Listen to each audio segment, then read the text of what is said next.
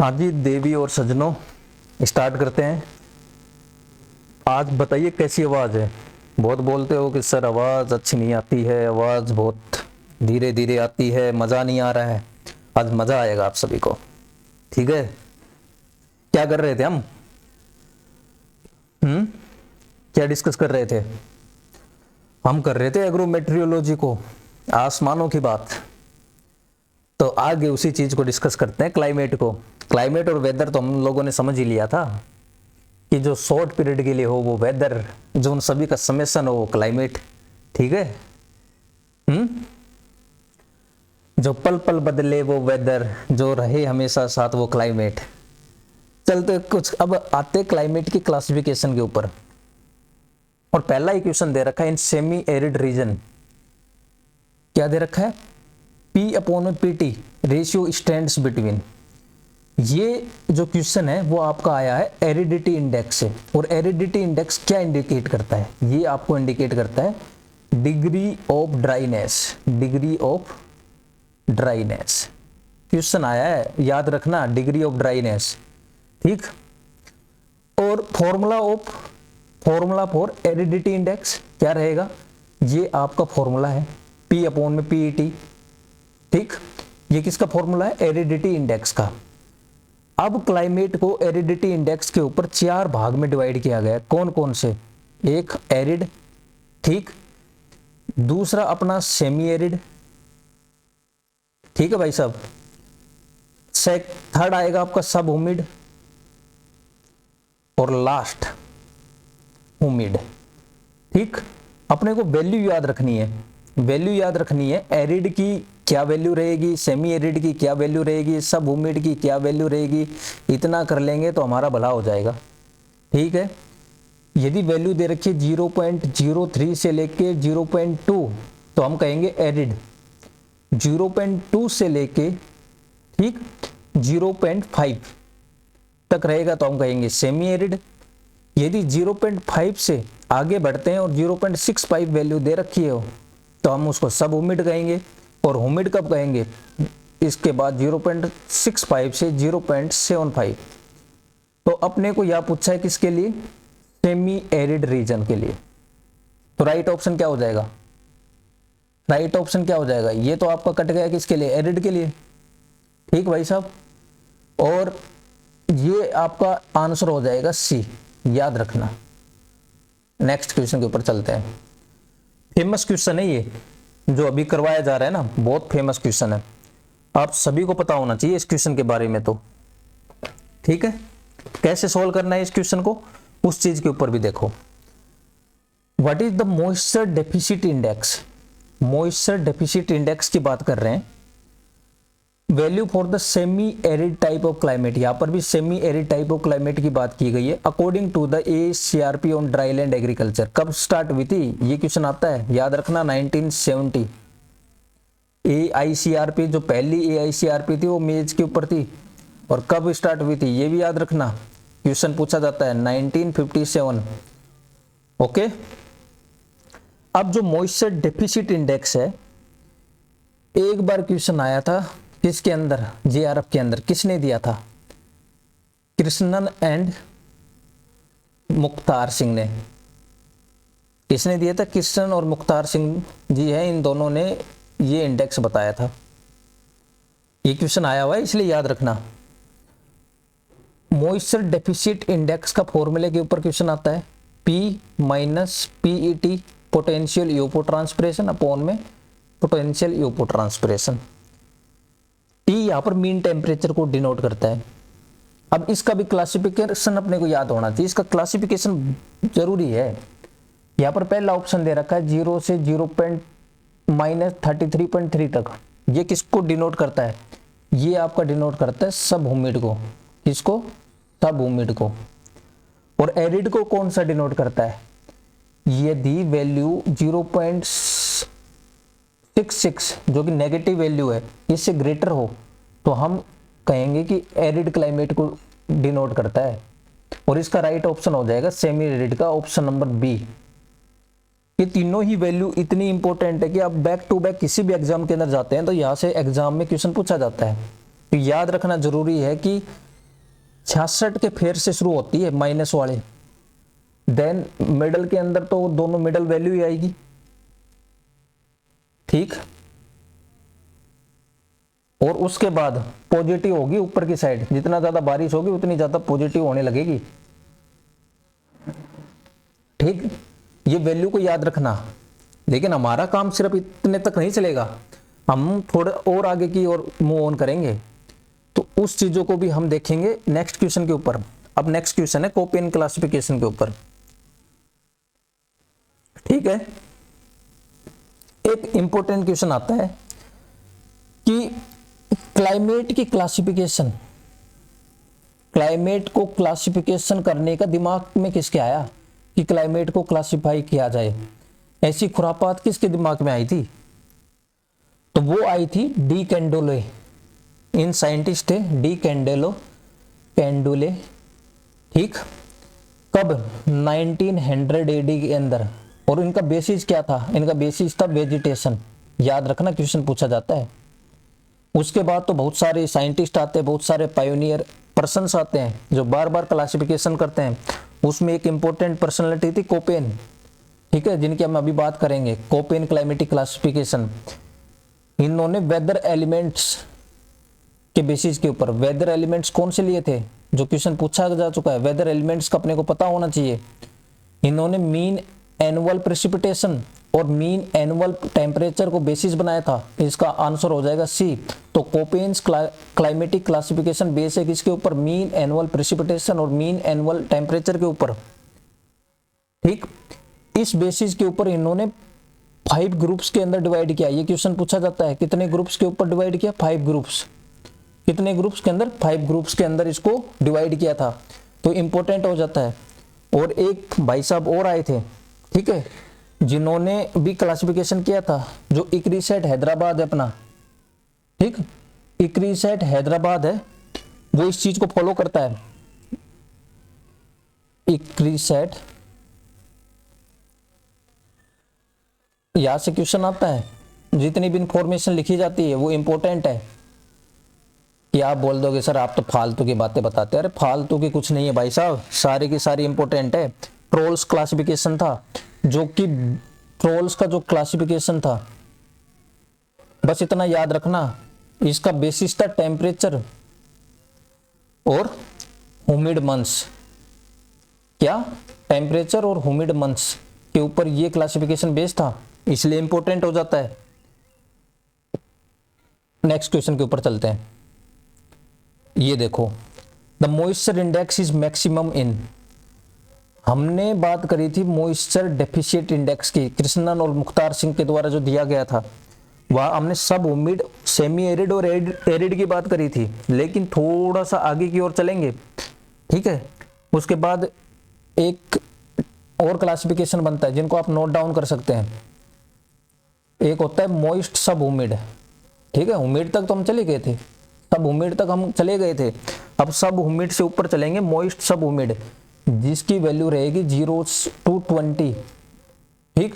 इसके बाद जो दूसरा क्लासिफिकेशन आता है वो आता है आपका ह्यूमिड, ठीक। अब जाके अब हम ह्यूमिड के पास पहुंचे हैं, और ह्यूमिड का जो वैल्यू होती है याद रखना, +20 से लेके 99.9। और जो इक्वेशन पूछा गया है, जब 100 और उससे ज्यादा वैल्यू हो जाए, 100 और मोर, तो हम उसको कहेंगे पर ह्यूमिड। ये किसी बुक्स में दिया नहीं होता है, लेकिन आपको याद रखना है। ये चीजों को नोट डाउन करते हुए चलो, आपके एग्जाम में कोई भी चीज पूछी जा सकती है, इंपॉर्टेंट चीजों को हाईलाइट करते हुए चलो, ठीक। नेक्स्ट क्वेश्चन दे रखा है किसके ऊपर? अब ये जो PE index, precipitation effectiveness is less than 16, then type of climate is, ये आपका किसने दिया था? थॉर्नथवेटे ने ये क्लासिफिकेशन दिया था, ठीक। इन्होंने प्रेसिपिटेशन और इवेपोरेशन को बेस बनाया था, पी इंडेक्स, टी इंडेक्स और सीजनल डिस्ट्रीब्यूशन ऑफ रेनफॉल के ऊपर इन्होंने डिवाइड किया था। एक होता आपका वेट, एक होता आपका ह्यूमिड, ठीक। ह्यूमिड के बाद इन्होंने किया था सब ह्यूमिड, ठीक, और सेमी एरिड और एरिड। तो इसका तो आंसर आपका हो जाएगा एरिड, ठीक। 16 से लेके 31 तक आपका रहेगा सेमी एरिड। इसका 31 का डबल करेंगे तो हम पहुंचेंगे 32 टू 63 तक। और ह्यूमिड का जो आपका रहेगा वो याद रखना 64 से 127। ये वैल्यू से क्वेश्चन पूछा जाता है, बैक टू बैक क्वेश्चन आते हैं 28 एंड अबो, तो ये इंपॉर्टेंट हो जाता है। तो इसका आंसर हो जाएगा सी। ये क्लासिफिकेशन है, ये वैल्यूज है, इनको याद करना ही पड़ेगा आप लोगों को। अगले क्वेश्चन के ऊपर चलते हैं। Moisture availability index was given by Trolls, Thornthwaite, Koppen, Hargreaves. इसका ऑप्शन ए हो जाएगा। ठीक, इन्होंने डिपेंडेबल रेनफॉल और पीईटी के ऊपर मॉइस्चर अवेलेबिलिटी इंडेक्स को बताया था। ठीक, ये जो क्वेश्चन है, ratio of dependable rainfall weekly और मंथली एट 50% प्रोबेबिलिटी, कहीं पर आपको 50% दिखेगा और कहीं पर आपको 75% भी देखने को मिलेगा, कंफ्यूज नहीं होना है। और पोटेंशियल ईओपो ट्रांसपिरेशन, जो ये फॉर्मूला आपको देखने को मिले ना, तो आपको सीधा लगा देना है किसको, मॉइस्चर अवेलेबिलिटी इंडेक्स को, MAI। ये दोनों ही क्वेश्चन यहाँ से इंपॉर्टेंट फ्रेम होते हैं, किसी को भी मिक्स नहीं करना है। आगे चलते हैं, नेक्स्ट क्वेश्चन के ऊपर चलते हैं। Classification of climate on the basis of rainfall quantity is mismatched. कौन सा मिसमैच है यहाँ पर? ये question cotton corporation of India के अंदर पूछ लिया है। तो ये तीनों वैल्यू करेक्ट है। एरिड क्या होता है? एरिड के अंदर जो रेनफॉल होता है वो 250 mm से कम होता है, ये याद रखना। ठीक, और एक इंपॉर्टेंट क्वेश्चन सॉरी, एक इंपॉर्टेंट क्वेश्चन बनता है कि जो क्लाइमेट ऑफ इंडिया है, तो इंडिया के अंदर जो मेजर जो क्लाइमेट है वो है आपका tropical monsoon climate. Tropical monsoon climate, ये इंपॉर्टेंट हो जाता है, इसको याद रखना, ट्रॉपिकल मानसून क्लाइमेट। और हाईएस्ट एरिया जो इंडिया के अंदर जो गवर्न होता है वो होता है सेमी एरिड का। किसका गवर्न होता है? Semi arid. ये वैल्यू याद रखना, जीआरएफ के अंदर क्वेश्चन पूछा गया था, इसलिए याद रखना। सेमी एरिड का जो एरिया है वो हाईएस्ट एरिया है इंडिया के अंदर। और मेनली सेमी एरिड का हाईएस्ट जो एरिया किसी पार्टिकुलर स्टेट की बात कर ले तो आपको महाराष्ट्र क्लिक करके आना है। ये कुछ बातें हैं जो क्लासिफिकेशन से, क्लाइमेट के क्लासिफिकेशन से हमको याद करनी है। नेक्स्ट क्वेश्चन के ऊपर चलते हैं। अब कुछ फैक्टर अफेक्ट करते हैं क्लाइमेट को, जैसे लैटिट्यूड की इक्वेटर से कितनी डिस्टेंस है। ठीक है, जितना ज्यादा इक्वेटर के क्लोजर होगा वो रीजन, वहां पर sunlight through out the year present रहेगी। ठीक, और वो एरिया वार्मर रहेगा, वार्मर टेम्परेचर उस एरिया के अंदर देखने को मिलेगा, हाईयर रेनफॉल उस एरिया के अंदर देखने को मिलेगा। और जैसे जैसे हम पोल्स की ओर मूव ऑन करना शुरू करते हैं, वह डायरेक्ट सनलाइट तो पहुंच नहीं पा रही है। ठीक है, इसका रिजल्ट क्या होगा कि कोल्डर टेम्परेचर देखने को मिलेगा वहां पर। एक तो ये हो गया आपका लैटिट्यूड्स, एक होता है आपका एल्टीट्यूड्स, जो फैक्टर अफेक्ट करते हैं क्लाइमेट को। एक होता है एल्टीट्यूड। एल्टीट्यूड का मतलब होता है हाइट। ठीक, हाइट। जैसे हम ऊपर की ओर मूव ऑन करते हैं ना, जैसे अपने ट्रोपोस्फियर के ऊपर पढ़ा था, जैसे ट्रोपोस्फियर की जो लास्ट जो लेयर है ट्रोपोस्फियर 8 to 18 किलोमीटर तक एक्सटेंडेड था। जो 18 किलोमीटर के ऊपर जब हम जा रहे थे तो वह -60 डिग्री सेल्सियस टेम्परेचर पहुंच जा रहा था। ठीक, ये चीज अपने को देखने को मिली थी। जैसे जैसे ऊपर की ओर जा रहे थे तो कूलर टेम्परेचर देखने को मिल रहा था, पर जैसे स्ट्रेटोस्फीयर के अंदर गए तो वहाँ यूवी जो रेज थी वो ट्रैप हो रही थी, उसकी वजह से वो वार्मेस्ट लेयर थी। ये चीज भी अपने को देखने को मिली। जैसे ऊपर की ओर जा रहे हैं तो टेम्परेचर में क्या हो रहा है? टेम्परेचर में गिरावट देखने को मिल रही है। ये इफेक्ट होता है एल्टीट्यूड का। और ये जो गिरावट है ना, एक टर्म जो हमने पढ़ी थी, जैसे बार बार क्वेश्चन आता है, लैप्स रेट। लैप्स रेट की जो बात करी थी, ठीक, जो टेम्परेचर ड्रॉप होता है, टेम्परेचर जो ड्रॉप होता है, कितना ड्रॉप होता है? 6.5 डिग्री सेल्सियस। ठीक, पर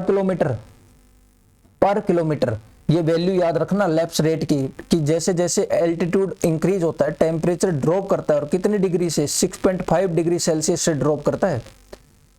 फिर उसके बाद आता है ओशियन और सी। इनकी वजह से देखने को क्या मिलता है कि जितना नियर बाई हम ओशियन से रहेंगे, ठीक, कोस्टल एरियाज के नियर बाई रहेंगे, तो उसमें जो डाईयूरेनल टेम्परेचर है, डाईयूरेनल, एक तो ये टर्म ही अपने को पता होना चाहिए कि जो हाईएस्ट टेम्परेचर और मिनिमम टेम्परेचर, मैक्सिमम और मिनिमम टेम्परेचर का जो डिफरेंस होता है वो डाईयूरेनल होता है। ये चीज याद होनी चाहिए अपने को। ठीक, उनके अंदर माइल्डर टेम्परेचर या माइल्डर चेंजेस देखने को मिलता है, सीजनल वेरिएशंस देखने को मिलते हैं टोपोग्राफी की वजह से।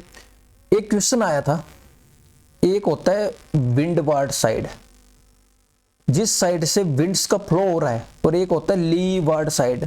ये आरपीएससी के अंदर क्वेश्चन पूछा गया था। विंडवार्ड और लीवार्ड ये दोनों ही टर्म, मतलब जिस डायरेक्शन से विंड आ रही है उसे कहते हैं विंडवार्ड साइड, और जिस डायरेक्शन को विंड ब्लो कर रही है उसे कहते हैं लीवार्ड साइड। और इसकी वजह से, ये जो टोपोग्राफी की वजह से आपने कई बार देखा होगा, जो वेस्टर्न घाट है, कौन से, जो वेस्टर्न घाट रीजन्स हैं, वेस्टर्न घाट के जो रीजन्स हैं, ये तमिलनाडु वाला जो एरिया है, उसमें साउथ वेस्ट मानसून की वजह से जो मैक्सिमम रेनफॉल होता है, पर यहाँ पर ये देखने को नहीं मिलती है, क्योंकि वहां पर रेन शैडो इफेक्ट हो जाता है। कौन सा इफेक्ट होता है? Rain shadow effect. याद रखना, सारी की सारी इंपॉर्टेंट बातें, कुछ बकवास की नहीं जा रही है। ठीक, मजा आ रहा है सभी को? भाई किसी का कॉल वगैरह आ जाए तो उठ के मत जाना, पूरा पूरा लेक्चर देख के जाना। फिर इसके बाद वेजिटेशन का भी इफेक्ट होता है, प्रेशर सिस्टम का भी इफेक्ट होता है, फिर जैसे विंड पैटर्न क्या है, अर्बनाइजेशन कैसा हो रहा है, deforestation, green house gas emission कैसे हो रही, सारे के सारे जो क्लाइमेट को मॉडिफाई करते हैं ये फैक्टर। यहाँ पर अपने से क्वेश्चन पूछा है, which is the most important factor? Most important factor होगा लैटिट्यूड। लैटिट्यूड, जिसके वजह से वार्मर टेम्परेचर या कूलर टेम्परेचर ये देखने को मिलते हैं। अगला क्वेश्चन है agrometeorology, standard size of agrometeorology observatory is, fit के अंदर पूछा है तो इसका राइट ऑप्शन हो जाएगा डी। ठीक, यदि यही चीज हमसे मीटर के अंदर पूछ ली जाए तो मीटर में आपको लगाना है 55 इंटू 36 मीटर। ये क्वेश्चन ऐसे बनेगा। अब एग्रोमेट्रोलॉजिकल ऑब्जर्वेटरीज, ठीक, ये एग्रीकल्चर रिसर्च के अंदर काम आती है। Agrometeorological observatories of agriculture universities belong to which type? They are belong to B type. B type को ये ऑब्जर्वेटरीज बिलोंग करती हैं। अगले क्वेश्चन के ऊपर चलते हैं।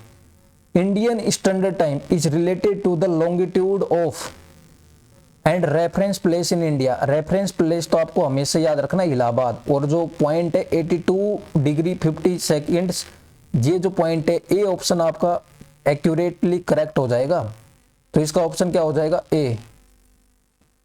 एग्रोमेट्रोलॉजिकल observatories of agriculture universities are technical control of, ये किसके कंट्रोल में होती है? आईएमडी। आईएमडी कब एस्टेब्लिश हुई थी? 1875, और प्रेजेंटली का लोकेटेड है, प्रेजेंटली न्यू दिल्ली के अंदर है। पर अभी भी जो डेली फोरकास्ट आता है इंडियन मेट्रोलॉजिकल डिपार्टमेंट की वजह से, वो कहाँ से आता है? डेली फोरकास्ट वो आता है आपको पुणे से। वर्ल्ड मेट्रोलॉजिकल ऑर्गेनाइजेशन का है, जिनेवा के अंदर लोकेटेड है। वर्ल्ड मेट्रोलॉजिकल ऑर्गेनाइजेशन जिनेवा के अंदर है। और 23 मार्च को हम बनाते हैं वर्ल्ड मेट्रोलॉजिकल डे। ये भी क्वेश्चन इंपॉर्टेंट है। क्रीडा हैदराबाद, जो कि डेप्थ के ऊपर, फ्लोइंग डेप्थ के ऊपर जो क्लासिफिकेशन देता है, जब बैक टू बैक क्वेश्चंस पूछे जाते हैं। अगले क्वेश्चंस के ऊपर चलते हैं। अब यहां से कुछ बातें याद रखना, कुछ इंपॉर्टेंट इंस्ट्रूमेंट्स की मैं बात करूंगा। पहले मैं इंस्ट्रूमेंट की बात करूंगा, वो करूंगा सोलर रेडिएशन से रिलेटेड। ये तीनों ही क्वेश्चन पूछे गए हैं और किसी भी एग्जाम में, आगे आने वाले एग्जाम्स में भी पूछे जा सकते हैं। सोलर रेडिएशन इलेक्ट्रोमैग्नेटिक वेव्स होती हैं जो in form of quanta move on करती है, आगे की ओर चलती है। तो इनको मेजर करने के लिए कुछ इंस्ट्रूमेंट है, सोलर रेडिएशन को मेजर करने का कुछ इंस्ट्रूमेंट है। इन इंस्ट्रूमेंट का नाम देखो, एक तो होगा पायरोनोमीटर, एक होगा पायरहेलियोमीटर, पायरलियोमीटर, पायरोनोमीटर, नोमीटर, लियोमीटर एंड क्वांटम सेंसर। ये तीनों ही क्वेश्चन पूछे गए हैं, इसलिए मैं याद करवाना आपको जरूरी है। ये देखो पायरोनोमीटर, ये आपका पूछा गया था जीपीएससी एओ के अंदर, ये आपका पूछा गया था डब्ल्यूपीएससी एडीए के अंदर, और ये क्वेश्चन तो पूछा ही जाता है, इसकी तो मैं बाद में बात करूंगा। और ये पायरोलियोमीटर, इसकी तो अभी बात करेंगे। Which instrument is used to measure direct beam solar radiation? Direct beam solar radiation को मेजर करने के लिए पायरोलियोमीटर यूज किया जाता है। कौन सा इंस्ट्रूमेंट यूज किया जाता है? पायरोलियोमीटर। ठीक है। और पायरोनोमीटर का मतलब होता है total incoming solar radiation, total incoming solar radiation, solar radiations. जो सोलर रेडिएशंस होती हैं, देखिए जो सोलर रेडिएशन होती है, एक होती है डायरेक्ट सोलर रेडिएशन, ठीक है, जो रिसीव होती है डायरेक्टली सन से अर्थ सरफेस को, जो डायरेक्ट रिसीव हो रही है, जो कि टोटल कंस्टिट्यूट करता है फोटोसिंथेटिकली जो एक्टिव रेडिएशन है PAR का, वो 42%। ऐसे एक होते हैं डिफ्यूज रेडिएशन, एक होते हैं रिफ्लेक्टेड रेडिएशन। रिफ्लेक्टेड रेडिएशन को एल्बिडो भी बोलते हैं। तो जो टोटल इनकमिंग सोलर रेडिएशंस को करता है पायरोनोमीटर, और जो डायरेक्ट बीम सोलर रेडिएशन को है वो पायरोलियोमीटर। और क्वांटम सेंसर यूज होता है किसके लिए, ये मेजर करता है PAR। ठीक, इस कंसेप्ट को भी याद करेंगे और इसको भी डिस्कस करेंगे बाद में। अब कुछ a device for measuring percolation and leaching losses from a column of soil under controlled condition is known as, इसे कहते हैं लाइसीमीटर। अब देखिए ये जो इंस्ट्रूमेंट थे ना, यहां से एक क्वेश्चन अभी रिसेंटली एक एग्जाम के अंदर आया, तो उसको भी याद रख लो। कौन सा याद रख लो, थोड़ा लिख लेना ना। ये कुछ इंस्ट्रूमेंट है जो बार बार पूछे जाते हैं, तो भाइयों और बहनों, ठीक, तो इस चीज को याद कर लो। ठीक है देवी और सज्जनों, ये भंडारा हो रहा है, इस भंडारे के अंदर इंफॉर्मेशन लेके जाओ आप। तो ये मेजर करता है लॉन्ग वेव रेडिएशन को, लॉन्ग वेव रेडिएशन को। ठीक, इस चीज को, ये 4 इंस्ट्रूमेंट तो आपको याद होने चाहिए रात को। जियोर, नोर, लियोर, क्वांटम सेंसर, ऐसे कुछ भी रिलेट करके अपने बना लो। अब कुछ इंपॉर्टेंट इंस्ट्रूमेंट हैं जिनकी मैं बात कर लेता हूं। लाइसीमीटर की हमने बात कर ली। एक होती है एनीमोमीटर, एनीमोमीटर। एनीमोमीटर जो इंस्ट्रूमेंट है, ये आपका विंड वेलोसिटी या विंड की स्पीड को करने के लिए, मेजर करने के लिए इस इंस्ट्रूमेंट का यूज होता है। एनीमोमीटर की बात कर ली। ठीक, क्वांटम सेंसर की बात कर ली। एक होता है आपका लैक्टोमीटर। क्या होता है? लैक्टोमीटर। लैक्टोमीटर क्या होता है? मिल्क की स्पेसिफिक ग्रेविटी, स्पेसिफिक ग्रेविटी, उसको मेजर करने के लिए लैक्टोमीटर यूज होता है। एक होता है मैनोमीटर, थोड़ा सा जगह की जरूरत होगी। मैनोमीटर, ये इंस्ट्रूमेंट बार बार बैक टू बैक किसी भी एग्जाम के अंदर देखने को मिलते हैं। मैनोमीटर यूज होता है रूट प्रेशर के लिए। किसके लिए? रूट प्रेशर के लिए। एक होता है आपका पीजोमीटर। पीजोमीटर, ये water depth of water table. किसके लिए? Depth of water table. ठीक, एक होता है टेंशियोमीटर।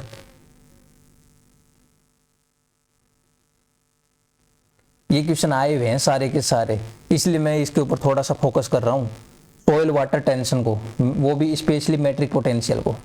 मैट्रिक पोटेंशियल किसकी वजह से होती है? सॉल्यूट्स की वजह से होती है। ये क्वेश्चन भी आया हुआ है, तो हम स्किप कुछ भी नहीं कर सकते, इंपॉर्टेंट सब कुछ है मैट्रिक पोटेंशियल को।